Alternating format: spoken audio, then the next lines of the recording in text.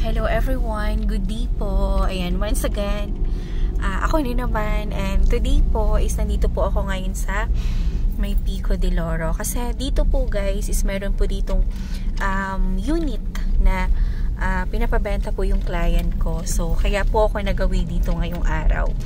So ngayon guys, ito na po yung galing na kami ng gate, nakapasok na kami.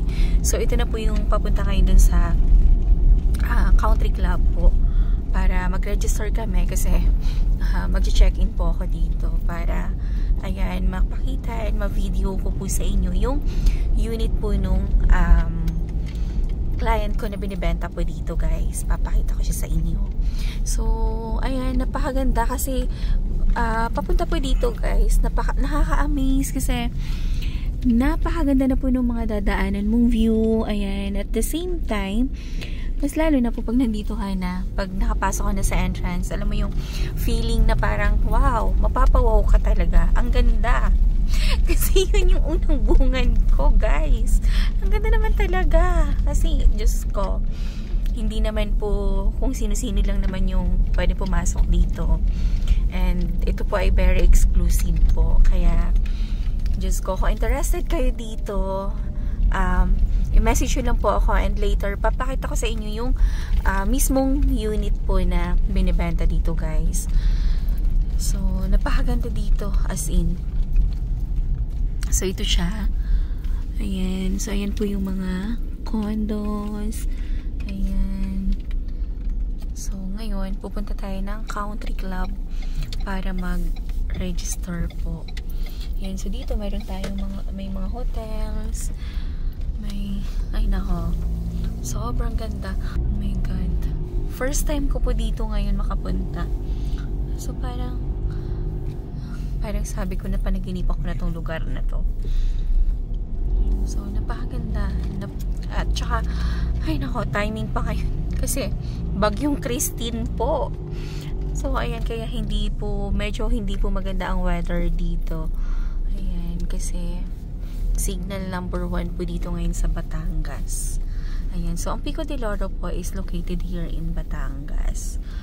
Kaya, napakalapit lang naman guys. Kasi umalis kami sa bahay ng sa Binangonan Rizal, umalis kami ng 2 PM. Ganun, mga ganong oras. Ay, 1 PM po. So, kararating lang po namin dito ngayon. Kasi napakalawak. Kung naghahanap ka ng lugar na gusto mo mag-relax at saka complete package na dito po is perfect po sa inyo. Kasi napakaganda kasi papaligiran siya ng bundok, kapunuan. Ayan, tapos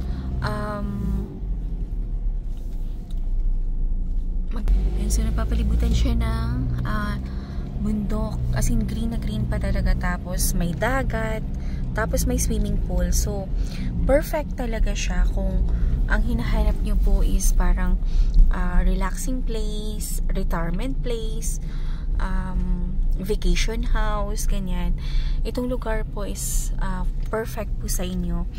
So later ayan, excited na akong ipakita din sa inyo yung itsura nung unit po na ibebenta ko sa inyo. Ayan. So, kung ano po yung magiging reaction ko doon, ay nako, Diyos ko. Kaya tingnan nyo lang, may mga ano ngayon kasi bagyo siya, kaya ang dami pong mga naglalagas na dahon. Ayan. So, mamaya alamin natin kung ano pa po yung meron dito sa Pico de Loro.